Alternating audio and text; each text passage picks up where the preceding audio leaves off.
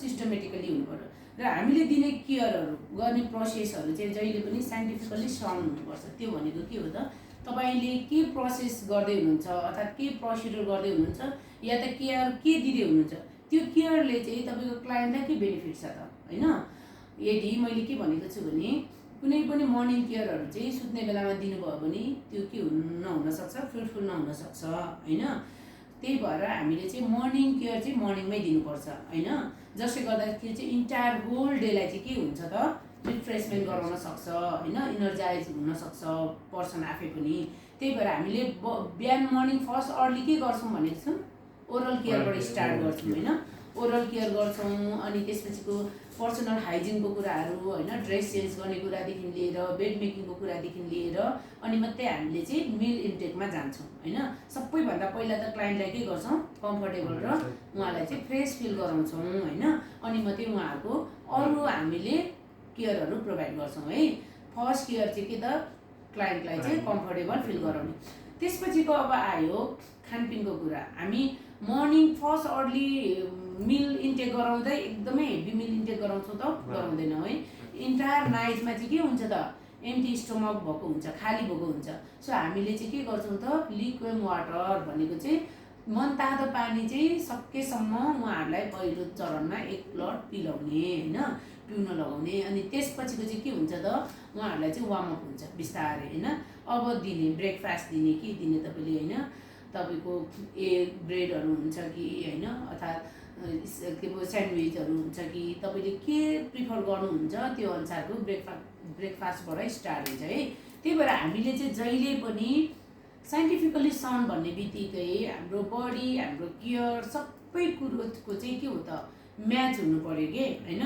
उठ्ने बित्तिकै तपाईँले चाहिँ ल उसलाई चाहिँ भात रेडी छ भनेर एकैचोटि मासु र भात गम दिनु भयो त भएन नि त हैन। वार्मअप गराउनु पर्यो उहाँलाई हैन, प्रिपेयर गराउनु पर्यो, रिफ्रेस फिल गराउनु पर्यो, अनि मात्रै उहाँको डे के हुन्छ त फ्रेस फिल गर्नुहुन्छ।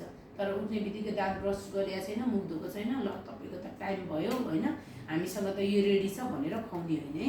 सो हामीले जहिले पनि क्लाइन्टलाई चाहिँ के हुनु पर्यो, साइकोलोजिकली सपोर्ट गर्नु पर्यो। त्यसको लागि हामीले एसिस गर्नुपर्छ हैन, क्लाइन्टको जेनरल कन्डिसन एसिस गर्नुपर्छ। त्यसरी एसिस गर्ने चाहिँ के हो त तरिका, हामीले आस्क गर्छौँ हैन, आज कस्तो फिल गरिराख्नु भएको छ हैन, तपाईँको होल नाइट स्लिप कस्तो भयो, रातमा मजाले सुत्न सक्नुभयो। साउन्ड स्लिप भनेको के हो, राम्ररी सुत्न सक्नु, मजाले निदाउन सक्नुलाई साउन्ड स्लिप भन्छ। नो एनी डिस्टर्बेन्सेस है, कुनै पनि डिस्टर्बेन्स हुनु भएन है साउन्ड स्लिपमा चाहिँ। तपाईँको साउन्ड स्लिप भयो हैन, अर्थात् हिजो तपाईँले के खाएर सुत्नु भएको थियो हैन, कतिको कम्फर्टेबल भयो, हामीले जे पनि इन्ट्र्याक्ट गर्न सक्छौँ। तर उहाँलाई चाहिँ के हो त भन्दाखेरि मुड अन गर्नुको लागि है, किन भर्खरै उठ्नु भएको हुन्छ। अनि त्यसपछिको हामीले ओरल केयर गर्दाखेरि एकदमै धेरै केयरफुल भएर गर्नुपर्छ, किन ब्लिडिङ हुने चान्सेस धेरै हुन्छ, इन्जुरी नहोस् भनेर हैन।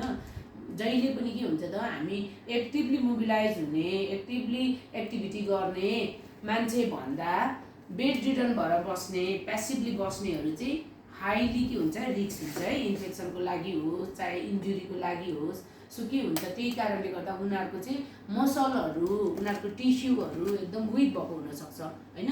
त्यसको लागि त हामीले केयर दिन्छौँ नि त, ब्लड सर्कुलेसन बढाउनलाई हैन, उहाँहरूको हेल्थ प्रमोट गर्नलाई। अनि अर्को के भनेको थियौँ, क्रस इन्फेक्सनबाट प्रिभेन्ट गर्नलाई हैन, डिजिज हुने चान्सेसहरूबाट पनि हामीले के त मिनिमाइज गर्नलाई चाहिँ हामीले केयरहरू दिन्छौँ।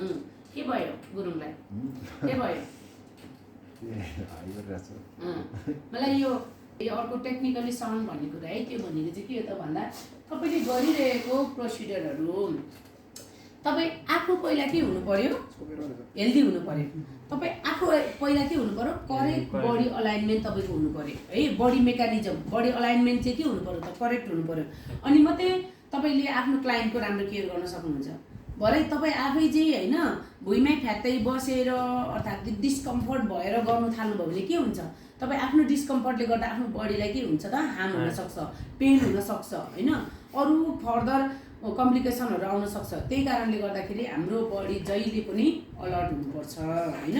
हामीले लाएको लुगाहरू के हुनुपर्छ, सफा हुनुपर्छ र कुनै डिस्टर्ब नगर्ने, कतै मिक्स म्याच नहुने, त्यही नै झेने नै भएको झार्लाङ झुर्लुङ भएको हुनु हुँदैन हैन। त्यही भएर यो के हो त स्क्रब है, यो ड्रेसलाई के भन्छ त स्क्रब, यसको न लेन्थ लामो छ न फ्यारा छ होइन, न तुना तानी छ, केही छैन हो। हामीलाई कम्फर्ट बनाउनको लागि अब के हो भन्दा त्यसको मेन साइन्टिफिक रिजन चाहिँ तपाईँले लागेको लुगा, जस्तै मैले अहिले सल लगाइरहेको छु, मैले केही कुरा गर्नु पऱ्यो भने त यो भुइँमा घिसिन्छ, साइडमा लत्रिन्छ, हो कि होइन भन्नुहोस् त। ड्युटी आवरमा मैले यस्तो लाएर गरेँ भने अब यसले के हुने भयो त, क्रस इन्फेक्सन गराउने चान्सेस हाई होइन, ड्रेसहरू पनि के हुने भयो त कन्टामिनेटेड हुने चान्सेस हाई हुन्छ र हामीले क्लाइन्टलाई पनि उल्टै इन्फेक्सनको लागि रिस्क जोनमा पुर्याउन सक्छौँ। त्यही भएर हाम्रो आफ्नो हाइजिन र हाम्रो आफ्नो पर्सनालिटी पहिलो प्रायोरिटीमा राख्नुपर्छ। मैले जहिले भन्ने गरेको छु है, तपाईँ आफू चाहिँ पसिना एकदमै डङ बनाउने फल स्मेल तपाईँको बडीबाट आइरहेको छ अनि तपाईँले क्लाइन्टलाई राम्रो केयर गर्छु भन्दा उहाँले तपाईँलाई बिलिभ गर्नुहुन्छ त? हुन्न नि त।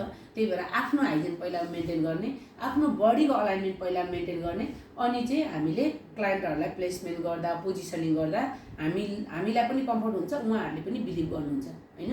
त्यही भएर हामीले केयरहरू गर्दाखेरि सबैभन्दा पहिला के गर्छौँ त, क्लाइन्ट कम्फर्ट गर्छौँ है, उहाँलाई पोजिसन गरेर इन्फर्मेसन दिएर है। अनि कन्सर्न लिने भनेको के हो, उहाँको पर्मिसन लिने, उहाँलाई भन्छौँ नि त होइन, तपाईँको ओभरअल केयर गर्दैछौँ गरिदिउँ भनेर, उहाँ ओके नभइन्जेलसम्म हामीले गर्नु मिल्दैन होइन। तपाईँलाई खाना खुवाउनको लागि रेडी गरेको छु, तपाईँ खाना तयारी हुनुहुन्छ, ल अब खानुपर्छ है भनेर पहिला इन्फर्म गर्ने होइन। एकैचोटि लगेर मुखमा कोच्याउनु हुँदैन है, कुनै पनि प्रोसिडर गर्दा एकैचोटि हामीले गर्नु हुँदैन होइन। हामीले टक्क इन्फर्म गर्छौँ, सामान सेट गर्छौँ, अनि बेड साइडमा लैजान्छौँ अथवा क्लाइन्ट साइडमा लैजान्छौँ, अनि मात्रै हामीले स्टार्ट गर्छौँ। अब अर्को इम्पोर्टेन्ट के कुरा हुन्छ यसमा, प्राइभेसी मेन्टेन होइन। हरेक व्यक्तिलाई चाहिँ आफ्नो प्राइभेसी मेन्टेन गर्ने उसको पहिलो राइट छ है। किन भन्दाखेरि मान्छे डिस्कम्फर्ट भयो भने त्यसले चाहिँ के गर्छ त, अरू डिस्टर्बेन्सहरू गर्न सक्छ होइन। त्यही कारणले गर्दाखेरि हामीले क्लाइन्ट्स कम्फर्टको लागि चाहिँ के गर्छौँ, प्राइभेसी पनि मेन्टेन गर्छौँ होइन। अनि पोजिसनिङ प्रपर गरेर अनि प्रोसिडर गर्छौँ है। थाहा भयो नि सिस्टम त होइन, के गर्दा रहेछौँ, इन्फर्म गर्दा रहेछौँ होइन, प्राइभेसी मेन्टेन गर्दा रहेछौँ, अनि पोजिसनिङ प्रपर गर्दा रहेछौँ है। यति मेन तिनवटा कुरो चाहिँ इम्पोर्टेन्ट हुन्छ है। इन्फर्म भनेको कन्सर्न लिने, त्यसपछिको के हो प्राइभेसी मेन्टेन गर्ने, अनि पोजिसनिङ प्रपर गर्ने है। अनि मात्रै तपाईँले प्रोसिडर गर्दाखेरि चाहिँ सिस्टमेटिकली साउन्ड देखिन्छ है।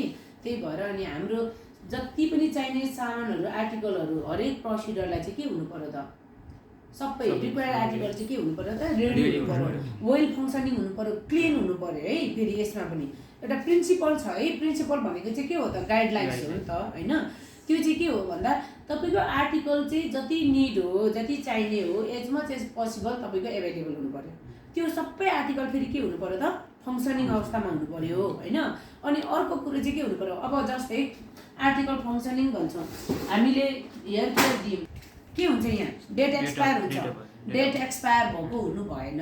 फङ्सनिङ भनेको चाहिँ फेरि सबै चाहिँ यही मसिनसँग यही डिभाइससँग लगेर जोड्ने होइन है, फङ्सनिङ छ छैन भनेर होइन। अब यो टुथपेस्ट युज गर्नुहुन्छ, यो के हुनु पर्यो, डेट एक्सपायर नभएको हुनु पर्यो होइन। अर्थात् तपाईँले युज गर्ने लोसनहरूको एक्सपायर हुनु भएन होइन। भनेको सबै के हो त, युजफुल अवस्थामा हुनु पर्यो। अब आयो हामीले यहाँ कहिलेकाहीँ ब्याट्री सकेको हुनसक्छ, ब्याट्री सकेकोलाई के गर्ने त, ब्याट्री रिप्लेस गर्ने होइन त, फङ्सनिङ छ कि छैन भनेर यिनीहरू सबैको एक्सपायर डेट हेर्ने होइन। अनि त्यसपछिको चाहिँ हामीले प्रोसिडर गर्ने।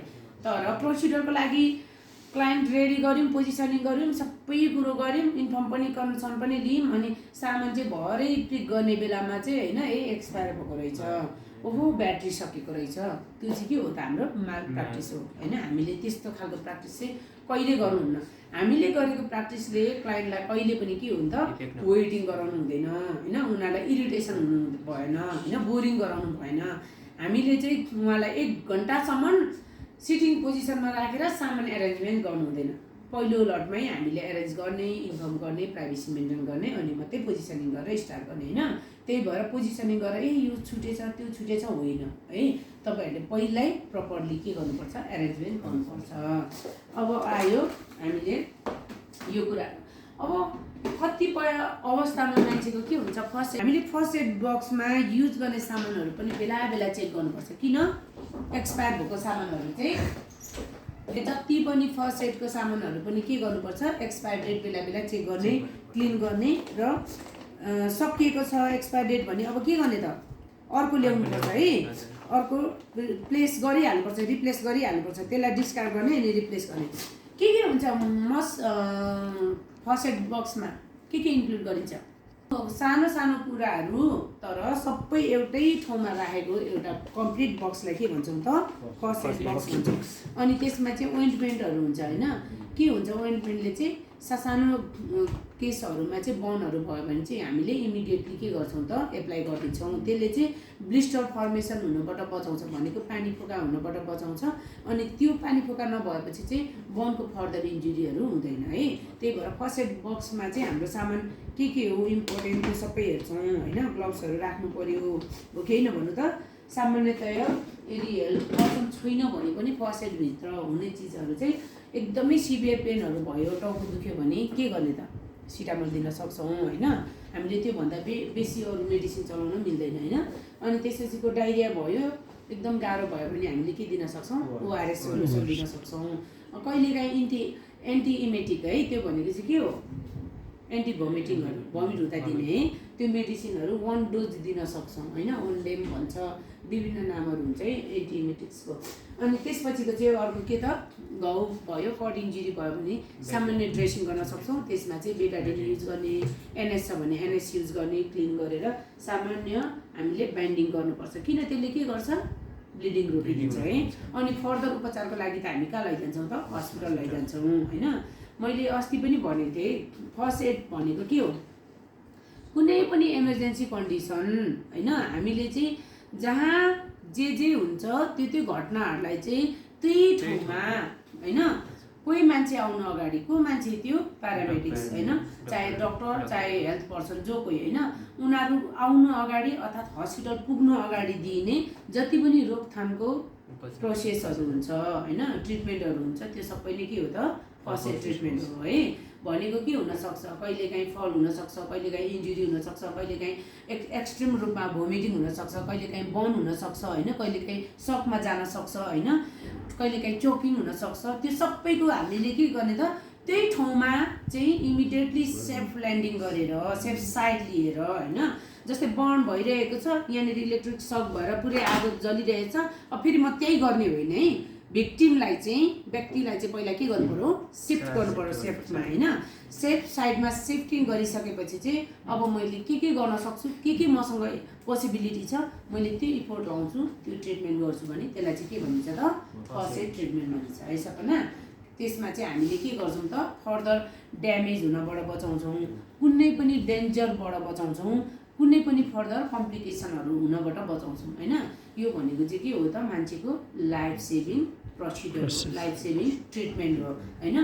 जहाँ जे घटना घटेको छ त्यहीँबाट सेभ गरेर गरिने, तर हस्पिटल पुग्नु अगाडि अर्थात् मेडिकल पर्सनहरू आउनु अगाडि दिने सबै ट्रिटमेन्टहरू चाहिँ के हो त? फर्स्ट एड ट्रिटमेन्ट हो। ल आजलाई यति नै है।